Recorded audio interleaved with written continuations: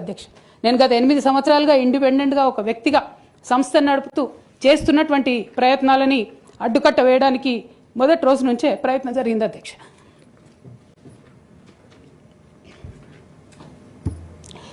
కానీ ఎక్కడ కూడా నేను తెలంగాణ బిడ్డలని, తెలంగాణ ప్రజల్ని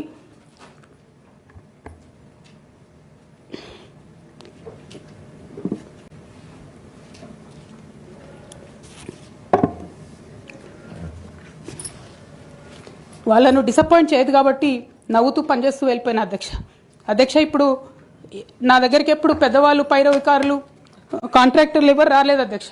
నేను ఎప్పుడు కూడా పేద ప్రజల మధ్యలోనే ఉండి పనిచేస్తున్నాను అధ్యక్ష. నా దగ్గరికి వచ్చినటువంటి బీడీ కార్మికులు కావచ్చు, బీడీ టేకేదారులు కావచ్చు, అంగన్వాడీ టీచర్లు కావచ్చు, ఆశా వర్కర్లు కావచ్చు, ఐకేపీ ఎంప్లాయీస్ కావచ్చు అధ్యక్ష, అదేవిధంగా జిహెచ్ఎంసీ కార్మికులు కావచ్చు అధ్యక్ష, టీచర్లు కావచ్చు అధ్యక్ష, నిరుద్యోగులు కావచ్చు, ఆడబిడ్డలు కావచ్చు, సింగరేణి ఉద్యోగులు కావచ్చు, కరెంట్ ఎంప్లాయీస్ కావచ్చు, ఎవరు వచ్చినా అధ్యక్ష నేను కాదనకుండా నాకెంత వీలైతే అంత పనిచేసి పెట్టేటటువంటి ప్రయత్నం చేసిన అధ్యక్ష.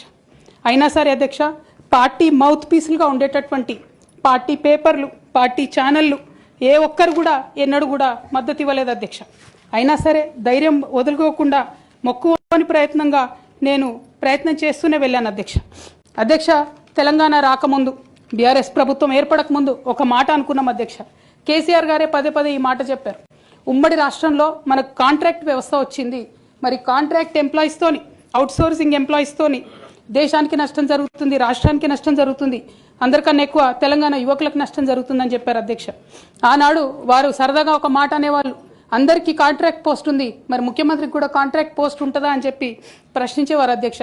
కానీ తెలంగాణ వచ్చిన తర్వాత 10 ఏళ్లలో కూడా కాంట్రాక్ట్ వ్యవస్థను మనం రద్దు చేసుకోలేకపోయినాం అధ్యక్ష. అమరజ్యోతి నుంచి మొదలు పెట్టుకుంటే అధ్యక్ష, అంబేద్కర్ విగ్రహం దగ్గర నుంచి మొదలు పెట్టుకుంటే అధ్యక్ష, సెక్రటేరియట్ నుంచి మొదలు పెట్టుకుంటే అధ్యక్ష, కలెక్టరేట్లలో కూడా తీరని అవినీతి జరిగిన మాట ముమ్మాటికి వాస్తవం అధ్యక్ష. దీనికి పెద్ద ఉదాహరణలు సిద్దిపేట, సిరిసిల్లలో కట్టినటువంటి కలెక్టరేట్లు 2 వచ్చినటువంటి మొదటి వర్షానికే 2 కూడా మునిగిపోయినాయి అధ్యక్ష. ఆ విజువల్స్ అందరం కూడా మనం చూడడం జరిగింది.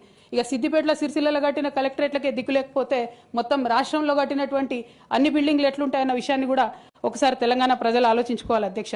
నాకు దైవ భీతి ఎక్కువ అధ్యక్ష, దైవ భక్తురాలు నేను. లక్ష్మీ నరసింహస్వామి మా ఇంటి దేవుడు అధ్యక్ష. ఆ లక్ష్మీ నరసింహస్వామి మీద ప్రమాణం చేసి చెప్తా ఉన్నా అధ్యక్ష. ఒక మహిళగా నాకు 2 కొడుకులు ఉన్నారు అధ్యక్ష, వాళ్ళిద్దరి మీద ప్రమాణం చేసి చెప్తా ఉన్నాను, నాది ఆస్తుల పంచాయతీ కాదు అధ్యక్ష, నాది ఆత్మగౌరవం పంచాయతీ. నేను ఏ విషయమైనా, ఉద్యమకారుల విషయమైనా, బీసీల విషయమైనా, మహిళల విషయమైనా ఏదైనా నిలదీసి అడిగినా అధ్యక్ష, రేపు కూడా అడుగుతా అధ్యక్ష. అందులో ఎట్టి పరిస్థితులలో కాంప్రమైజ్ అయ్యే విషయమే లేదు అధ్యక్ష.